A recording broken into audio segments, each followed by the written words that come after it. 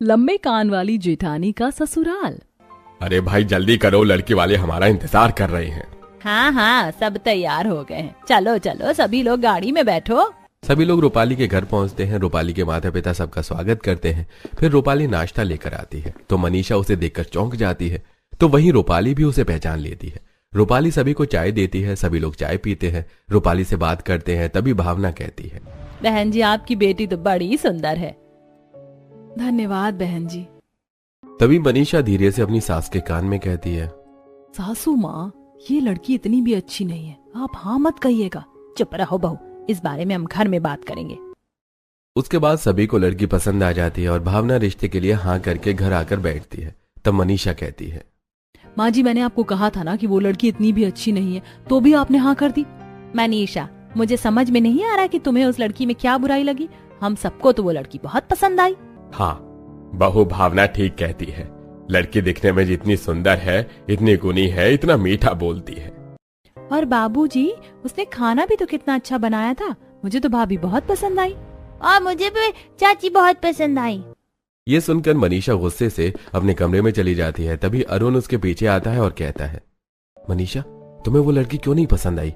दिखने में तो बहुत अच्छी थी। और अब ज्यादा टेंशन छोड़ो और रिलैक्स हो जाओ। अरुण ऐसा कहकर सोने चला जाता है। फिर मनीषा अपने मन में सोचती है, हे भगवान कहीं ऐसा ना हो कि वो मेरी देवरानी बनकर इस घर में ही आ जाए। ऐसा क्या करूं जो मेरे घर वाले इस शादी के लिए मना कर दे।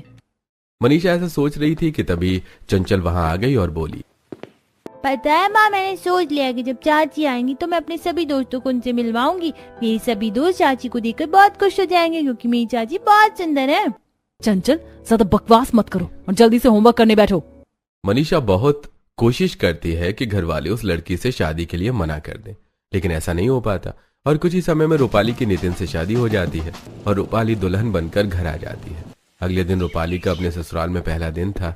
रूपाली नहा धोकर तैयार होती है और किचन में जाती है। उसके पीछे भावना भी किचन की तरफ जाती है। उसे किचन में जाते हुए मनीषा देख लेती है। मनीषा अपने मन में सोचती है, हे भगवान मेरी देवरानी मेरी सास से क्या बातें कर रही है। कहीं मेरे बारे में तो बात नहीं कर रही, मुझे सुनना होगा। मनीषा धीरे धीरे किचन के किनारे जाती है और छुपकर कान लगाकर उनकी बातें सुनने लगती है। रूपाली बहू आज तुम खाने में क्या बना रही हो? माँ जी मैं सोच रही हूँ छोले की सब्जी, पूरी, कढ़ी और राजमा के साथ कुछ मीठा भी बना लूं। ठीक है बहू, मनीषा आती होगी वो तुम्हारी मदद कर देगी। माँ जी मनीषा जेठानी जी की क्या जरूरत है, मैं खुद ही कर लूंगी।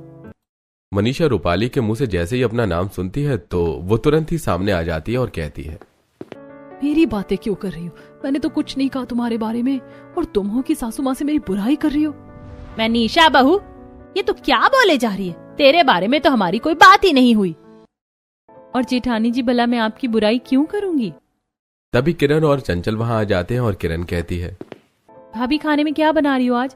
वैसे आप जो कुछ भी बनाओगी वो बहुत ही अच्छा होगा, मुझे पता है क्योंकि जब हम आपके घर गए थे ना तो आपने हमें खाना बनाकर खिलाया था। वो खाना बहुत ही स्वादिष्ट था। हाँ चाची, और मुझे तो आपका बनाया हुआ आलू का पराठा और रायता बहुत पसंद आया। और एक बात कहूँ, आप तो मेरी मम्मी से भी अच्छा आलू का पराठा बनाती हो। चंचल के मुंह से रूपाली की तारीफ सुनकर मनीषा और जल जाती है और चंचल को घूर कर देखती है। तभी भावना कहती है, अरे तुम लोग उसे परेशानी करते रहोगे या उसे खाना भी बनाने दोगे? और मनीषा बहू तुम जरा रूपाली बहू की किचन में मदद कर दो। ऐसा कहकर सब चले जाते हैं पर मनीषा वहीं रुकती है। और थोड़ी देर बाद मनीषा के फोन की घंटी बजती है तो मनीषा बाहर चली जाती है। वो अपना फोन अटेंड करती है। तभी अचानक उसे किचन से चम्मच गिरने की आवाज आती है। वो जल्दी से फोन रखकर किचन की तरफ भागती है और किचन में पहुंचकर देखती है तो रूपाली नीचे गिरे चम्मच को उठा रही थी।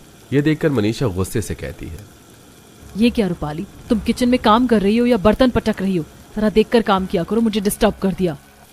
बेचारी रूपाली कुछ नहीं कहती और अपने काम में लग जाती है।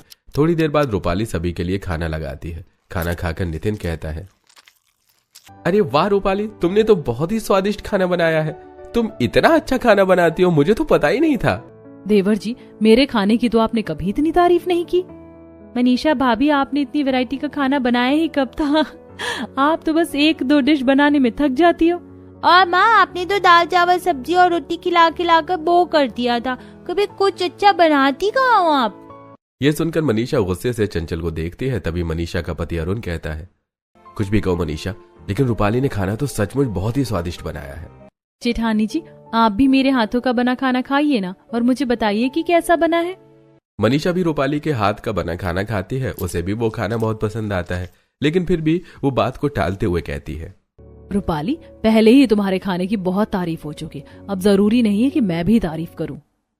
ऐसा कहकर मनीषा खाना खाने लगती है। तब चंचल कहती है, चाची, मेरी माँ की तारीफ पाना इतना आसान नहीं है, उसके लिए आपको और पापड़ बेलने पड़ेंगे। सभी लोग चंचल की बातें सुनकर हंस पड़ते हैं। अगले दिन रूपाली बाथरूम में कपड़े धो रही थी और नल खुला हुआ था। तभी भावना वहां आती है और कहती है, अरे बहू, आज पानी कम आया था, तो पानी जरा कम इस्तेमाल करना। जी, मुझे सुबह जेठानी जी ने बताया था। तो वहीं कमरे में बैठी मनीषा पानी की आवाज सुनकर दौड़कर बाथरूम में आती है। जैसे ही वो बाथरूम के किनारे पहुंचती है, रूपाली के मुंह से अपना नाम सुनकर चौंक जाती है और आगे आकर कहती है, रूपाली, क्या बोल रही हो तुम मेरे बारे में? जरूर मेरी कोई बुराई कर रही हो। कहीं तुम ये तो नहीं कह रही कि मैंने ज्यादा पानी इस्तेमाल करने के लिए तुम्हें कहा था? जेठानी जी, आप कुछ भी सोचती हैं, मैं ऐसा क्यों कहूंगी भला? बल्कि मैं तो कह रही थी कि छोड़ो, आपसे बताने का कोई फायदा ही नहीं। जब से आई हूँ तब से देख रही हूँ कि आप मेरी हर बात को उल्टा ही समझती हो। तेरा भी बहुत मुंह चलता है, काम काज में इसकी मदद तो कर नहीं सकती और आ जाती है अपने बड़े बड़े कान लेकर सुनने को कि ये किससे क्या बातें कर रही है। भावना की बात सुनकर मनीषा उल्टे पैर वापस लौट जाती है। थोड़ी देर बाद रूपाली छत पर कपड़े फैलाने के लिए जाती है। भावना मनीषा के पास जाकर कहती है, मनीषा, रूपाली कपड़े धोकर छत पर सुखाने गई है, जरा तू भी उसके साथ मदद करवा लेना। जी माँ जी। अब मनीषा दबे पांव छत की तरफ जाती है। उसे लगता है कि रूपाली किसी से बात कर रही है, तो वो सीढ़ियों से कान लगाकर सुनने लगती है। रूपाली पड़ोसन कजरी कहती है, अरे भाभी, आज तो तुमने ढेर सारे कपड़े धो लिए, जरा मनीषा भाभी से भी मदद ले लिया करो, सुना है वो बड़ी काम चोर है। अरे ऐसी कोई बात नहीं है, मनीषा भाभी दूसरे काम देख लेती हैं, तो मैं कपड़े धो लेती हूँ। हे भगवान, इसने तो पड़ोसियों से भी मेरी बुराई करना शुरू कर दी, अभी बताती हूँ इसे। फिर मनीषा छत पर आती है और कहती है, ये क्या रूपाली, तुमने पड़ोसियों से भी मेरी बुराई करना शुरू कर दी? मनीषा भाभी, मैं पड़ोसी से बुराई नहीं कर रही थी, और आप मेरी हर बात कान लगाकर क्यों सुनती हो? मनीषा, मैं तुम्हारी बात कान लगाकर सुनने नहीं आई थी, मुझे माँ जी ने तुम्हारी मदद करने के लिए भेजा था। अब चलो जल्दी से कपड़े फैलाकर नीचे चलते हैं। बेचारी रूपाली कुछ नहीं कहती। अब रूपाली मनीषा की छुप छुप कर बातें सुनने और तेज कान से परेशान हो जाती है और वो कमरे में बैठकर अपने पति से कहती है, नितिन, तुम्हारी भाभी कुछ अजीब है। नहीं तो क्यों, क्या हुआ? मैं किसी से भी बात करती हूँ, कहीं भी जाती हूँ, किचन में काम करती हूँ, बाथरूम में काम करती हूँ, वो छुप छुप कर बस यही सुनती रहती है कि मैं किसी से क्या बातें कर रही हूँ। न जाने उनके कान कितने तेज है कि उनको हर बात सुनाई दे जाती है और मुझे बोलने के लिए आ जाती है। मैं तो उनकी इस बात से परेशान हो गई हूँ। रूपाली, भाभी की बात का इतना टेंशन क्या लेना? वैसे अगर ऐसी बात है तो मैं एक बार माँ को बोल दूंगा, वो भाभी को समझा देंगी। अगले दिन रमन और भावना हॉल में बैठे बातें कर रहे थे। तभी नितिन वहां आता है और कहता है, माँ, आप मनीषा भाभी को समझाइए, वो हर वक्त रूपाली की बातें छुपकर क्यों सुनती रहती हैं? हाँ बेटा, बात तो तू सही कह रहा है, ये तो मैं भी देख रही हूँ। ठीक है, आज उससे बात करूंगी। मैं भी देख रहा हूँ कि जब से रूपाली आई है तब से ही मनीषा और रूपाली की कुछ अच्छी बनती नहीं है। ऐसा करते हैं, आज हम इन दोनों के साथ साथ पूरे परिवार सहित शॉपिंग करने के लिए बाहर चलते हैं। दोनों की शॉपिंग भी हो जाएगी और सबका थोड़ा मन भी बहल जाएगा, और हो सकता है कि आपस में दोनों की थोड़ी जम भी जाए। अब सभी लोग शॉपिंग करने के लिए मॉल जाते हैं। भावना कहती है, अनीशा, रूपाली, तुम दोनों अपने अपने लिए सामान देख लो, और किरण, जरा तू मेरे साथ कुछ साड़ियाँ और कुछ चीजें पसंद करवा ले। और दादी, मेरे लिए खिलौने कौन पसंद करवाएगा? अपनी प्यारी बेटी के लिए खिलौने मैं खुद पसंद करवाऊंगा। चलो हम खिलौने वाले काउंटर पर चलते हैं। सभी अपने अपने सामान देखने लगते हैं। तभी रूपाली की सहेली मीनल उसे मिलती है और वो कहती है, अरे रूपाली, कैसी है तू? शादी के बाद से तो तेरी कोई खबर ही नहीं मिली। मैं तो अच्छी हूँ, तू बता। दूसरी तरफ खड़ी मनीषा अपने मन में सोच रही थी, न जाने ये अपनी सहेली से क्या बात कर रही होगी, चुपचाप से जाकर सुनती हूँ। अब मनीषा दबे पांव रूपाली के पीछे आकर खड़ी होकर सामान देखने लगती है। मीनल कहती है, और बता, ससुराल में सब अच्छा है ना? हाँ यार, बाकी तो सब कुछ अच्छा है, लेकिन बस मैं अपनी जेठानी से बहुत परेशान हूँ, वो छुप छुप कर मेरी बातें सुनती हैं। ये सुनकर मनीषा बहुत गुस्सा होती है और वो अपने आप से कहती है, अच्छा, तो अपनी सहेली से मेरी बुराइयां हो रही हैं, अभी बताती हूँ। फिर मनीषा उसके सामने आ जाती है और कहती है, क्या कहा रूपाली तुमने कि मैं तुम्हारी बातें कान लगा कर सुनती हूँ? कब देखा तुमने मुझे कान लगा कर बातें सुनते हुए? बेचारी रूपाली अपनी सहेली के सामने घबरा जाती है और कहती है, अरे नहीं नहीं भाभी, मेरा वो मतलब नहीं है, तो बस ये कह रही थी कि भाभी मेरा ध्यान रखती हैं। अच्छा ठीक है रूपाली, मैं चलती हूँ, फिर कभी मिलते हैं। मिलन के जाने के बाद मनीषा रूपाली को गुस्से से देखती है। रूपाली चुपचाप से वहां से चली जाती है। सभी लोग शॉपिंग करके घर वापस आकर बैठते हैं। तब रमन कहता है, अरे भाई आज तो शॉपिंग करके बहुत थकान हो गई है। मनीषा बहू जरा सभी को कॉफी तो पिलाना। और माँ मेरे लिए गर्म दूध भी बनाना। बाबूजी मेरे सर में थोड़ा दर्द है तो आप रूपाली को कह दीजिए। वैसे भी रूपाली तो काम करने में बहुत अच्छी है, वो तो झट से कॉफी बना देगी और चंचल तुम्हारी चाची तुम्हारा दूध भी गर्म कर देंगी। ऐसा कहकर मनीषा अपने कमरे में चली जाती है। तब रूपाली कहती है, कोई बात नहीं बाबूजी, मैं सभी के लिए कॉफी बनाकर लेकर आती हूँ और चंचल के लिए गर्म दूध भी लाती हूँ। रूपाली किचन में जाती है और कॉफी बनाने लगती है। अरुण भी किचन की तरफ जाता है। उसे जाते हुए मनीषा देख लेती है और अपने मन में सोचती है, अरुण किचन की तरफ क्यों जा रहे हैं? जरूर रूपाली ने उन्हें मेरी बुराई करने के लिए बुलाया होगा। चुपचाप चलकर सुनती हूँ कि क्या बोल रही हूँ मेरे पति से। मनीषा भी अरुण के पीछे पीछे आती है और किचन के दरवाजे पर छुपकर बातें सुनने लगती है। अरुण रूपाली से कहता है, रूपाली मेरे लिए कॉफी मत बनाना, बल्कि एक गिलास नींबू पानी बना देना, मेरा जी मचला रहा है। जी मैं अभी बना देती हूँ। आपके नींबू पानी के साथ साथ भाभी के लिए कॉफी भी उनके कमरे में पहुँचा देती हूँ। हाँ ये ठीक रहेगा। मनीषा रूपाली के मुंह से अपना नाम सुनकर तुरंत ही सामने आकर कहती है, बाकी घर वालों के साथ साथ तुमने अब मेरे पति से भी मेरी बुराई करना शुरू कर दिया। ये क्या कह रही हैं भाभी आप? मैं सब जानती हूँ रूपाली, तुम मुझसे बदला लेना चाहती हो। मनीषा ये तुम क्या बकवास किए जा रही हो? जैसा तुम सोच रही हो वैसा कुछ भी नहीं है। अब मनीषा अपने कमरे में चली जाती है। ऐसे समय बीत रहा था और मनीषा की छुपकर रूपाली की बातें सुनने की आदत बढ़ती जा रही थी।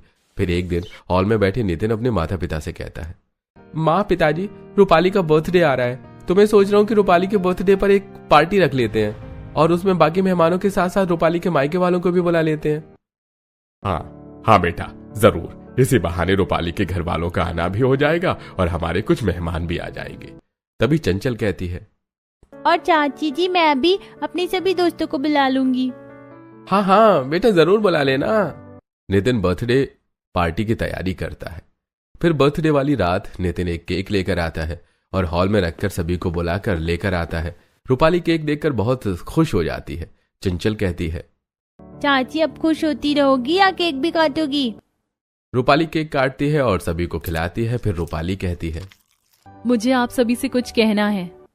यह सुनकर मनीषा डर जाती है और अपने मन में सोचती है, ये भगवान कहीं रूपाली सबको मेरे बारे में बता तो नहीं देगी। और यही सोचकर मनीषा झट से कहती है, वैसे रूपाली काफी रात हो चुकी है और कल तुम्हारी बर्थडे पार्टी है, तो तुम कल ही बात कर लेना। अरे बड़ी बहू तू बहुत जल्दी में रहती है, जरा रुक तो जा, देखने तो दे कि क्या कह रही है। हाँ बहू बोल, क्या बोल रही थी तू? मैं ये कहना चाहती हूँ कि मेरे चाचा का बेटा है निखिल, उसकी अभी अभी गवर्नमेंट जॉब लगी है। कल की पार्टी में मैं उसे भी इनवाइट करूंगी, आप लोग उससे मिल लीजिएगा। अगर आपको वो लड़का पसंद आता है तो मैं किरण की उससे शादी की बात चलाऊंगी, बहुत अच्छा लड़का है। ये सुनकर मनीषा अपने मन में कहती है, अच्छा तो ये कह रही थी रूपाली, मैं तो कुछ और ही समझी। रूपाली की बात सुनकर सभी घरवाले बहुत खुश हो जाते हैं और रमन कहता है, ये तो बहुत खुशी की बात है और तुमने कुछ सोचा है तो अच्छा ही सोचा होगा। रूपाली के बर्थडे पार्टी के लिए अच्छी सी डेकोरेशन हो चुकी थी, केक भी आ गया था और सभी मेहमान आ चुके थे। रूपाली सबसे हंसकर बातें कर रही थी। तभी निखिल भी वहां आ जाता है। रूपाली सभी लोगों को निखिल से मिलवाती है।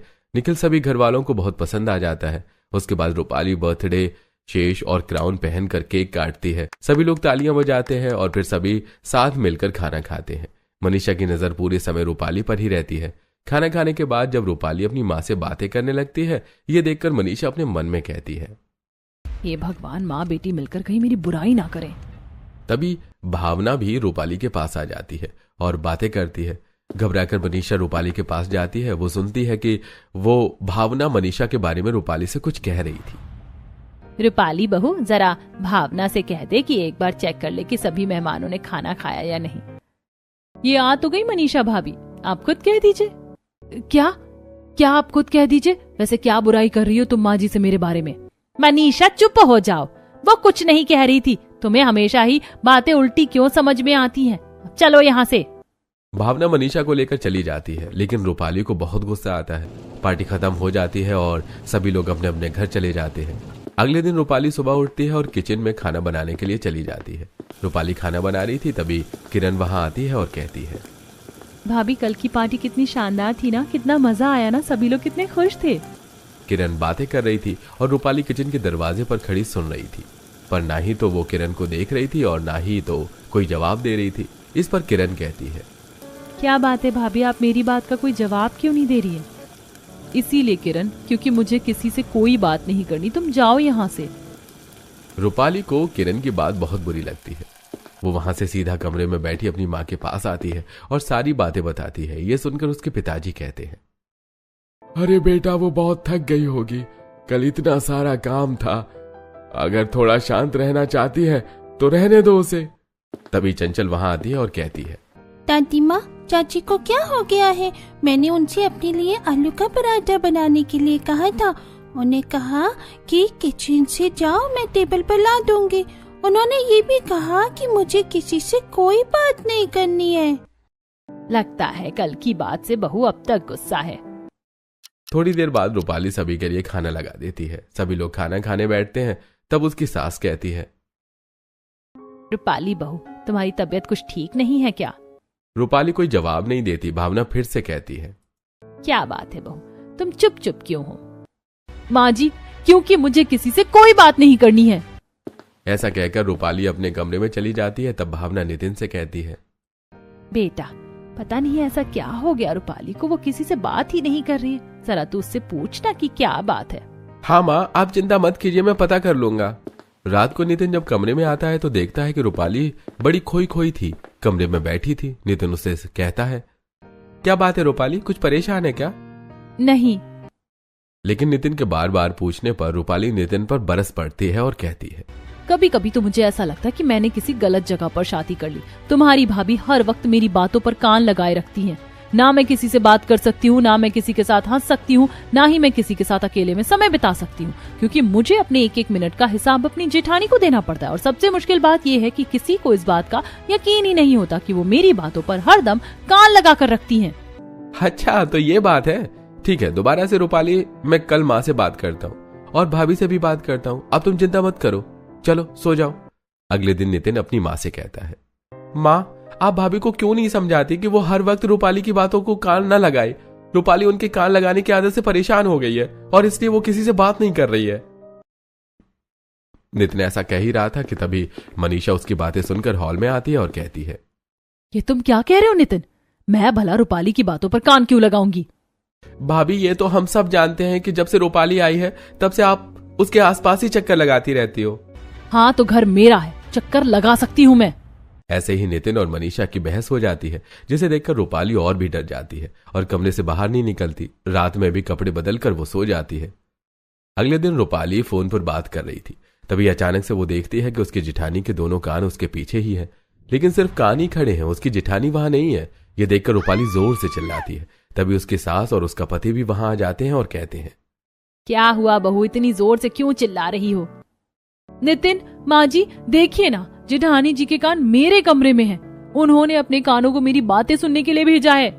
भावना और नितिन भी देखते हैं कि वहां मनीषा के लंबे कान थे। भावना मनीषा को आवाज देती है। मनीषा वहां आती है तो उसके कान वापस मनीषा के चेहरे पर चिपक जाते हैं। फिर भावना कहती है, ये क्या मनीषा बहू, अब तुम रूपाली के कमरे में नहीं आ पा रही हो तो बातें सुनने के लिए तुमने अपने कानों को भेज दिया है? हाँ भाभी, ये अच्छी बात नहीं है। अरे आप लोग कितना बोलोगे अब? मेरे कान मैंने वापस तो ले लिए ना।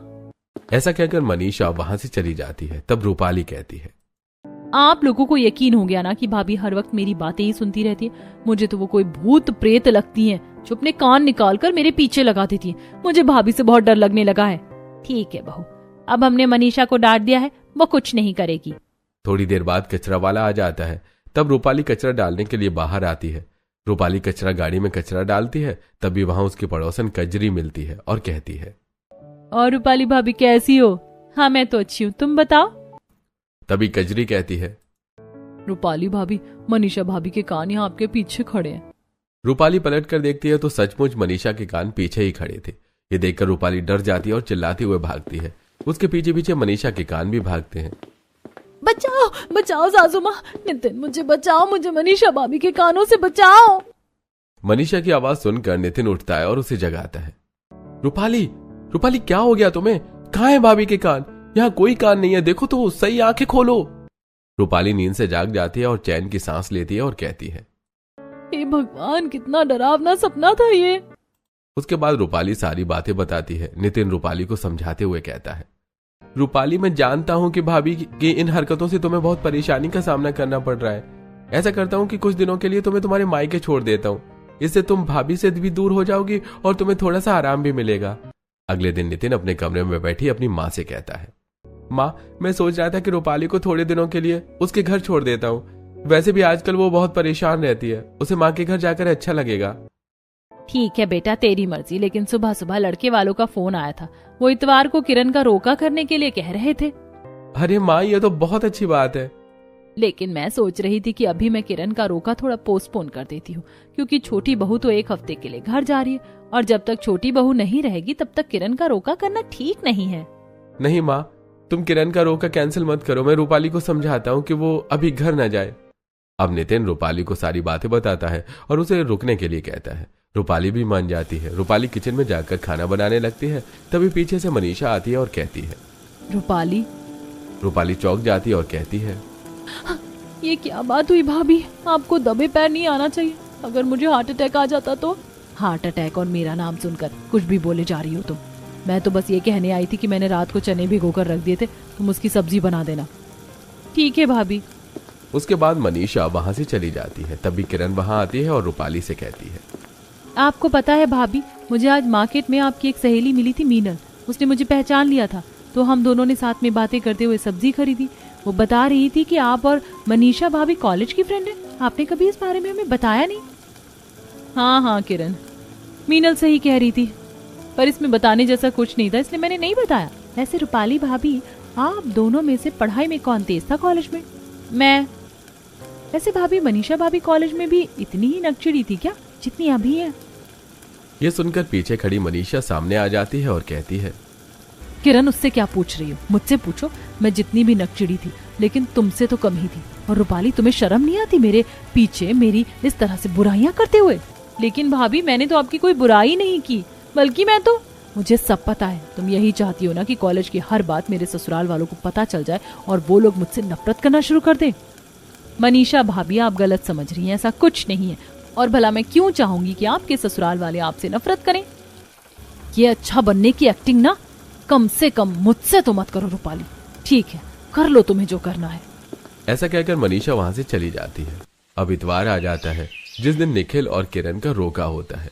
रोके की पार्टी शुरू हो चुकी थी, सभी मेहमान आ चुके थे, निखिल और उसके घर वाले भी आ चुके थे। रूपाली बहुत खुश थी। तभी रूपाली की सहेली मीनल भी वहां आ जाती है। मीनल रूपाली के पास आती है और कहती है, कैसी है तू रूपाली? अच्छी हूँ यार। रूपाली, फिर तेरी जेठानी ने तुझे परेशान करना बंद किया या नहीं? नहीं यार, तू अपने ससुराल वालों को मनीषा के बारे में सारी बात क्यों नहीं बता देती? नहीं यार, वो जैसी भी है हमारी कॉलेज फ्रेंड है और कॉलेज की बातें कॉलेज में ही खत्म हो जाए तो अच्छा है। तो क्या तूने अपने ससुराल वालों को इसके बारे में आज तक कुछ भी नहीं बताया? नहीं, और ना ही बताना चाहती हूँ। और तू भी चुप रहना। मेरी जेठानी जैसी भी है वो मेरी जेठानी है और मैं उसकी बहुत इज्जत करती हूँ। यार, तू तो सच में बहुत अच्छी। काश मनीषा भी ये बात समझ पाती। अच्छा, तारीफ बहुत हो गई, चल अब खाना खा लेते हैं। वे लोग खाना खाने चले जाते हैं, लेकिन उनके पीछे खड़ी मनीषा को अपने आप पर बहुत गुस्सा आ रहा था। मनीषा उनकी बातें सुनकर अपने आप से कहती है, शर्म आनी चाहिए मुझे अपने आप पर। अपनी दोस्त के बारे में मैं इतना बुरा कैसे सोच सकती हूँ? मुझे उससे माफी मांगनी चाहिए। अब मनीषा रूपाली के पास जाती है और कहती है, रूपाली, मैं तुमसे माफी मांगने आई हूँ। माफी? लेकिन किस बात के लिए? मैं तुम्हें हमेशा ही गलत समझती रही। मुझे लगा कि अनिमेश के साथ कॉलेज में मेरा अफेयर था। ये बात तुम मेरे ससुराल वालों को बता दोगी और फिर मेरे ससुराल वाले मुझसे नफरत करने लगेंगे। इसीलिए मैं हमेशा ही छुपकर तुम्हारी बातें सुनने की कोशिश किया करती थी, पर मुझे ये एहसास नहीं था कि तुम इन सबसे इतना डिस्टर्ब हो सकती हो। प्लीज मुझे माफ कर दो। मनीषा भाभी, कॉलेज की बातें कॉलेज में खत्म हो गई है। आप भी उन सब बातों को बुरा सपना समझकर भूल जाइए।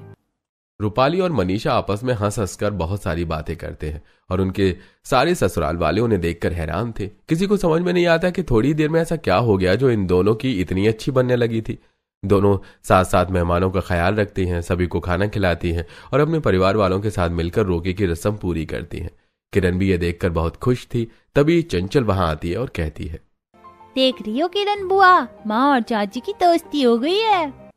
और इस तरह किरण का रोका संपन्न होता है और सभी लोग खुशी खुशी एक साथ मिलकर रहने लगते हैं।